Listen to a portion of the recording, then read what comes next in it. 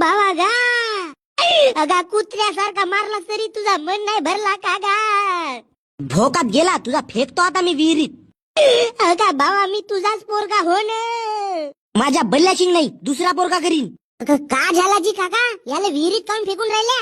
ह्या चमडी चोरानं पेपरामध्ये नापास होऊन माझा नाक डुबवलं. बहीण माई थांबा विहिरीत पाणी आहे का पाहतो. आहे फेका चाललेलं. अबे भोसडीच्या डेंग्या मला वाचवाचा तर माराचा प्लॅन बनवत आहेस का बे?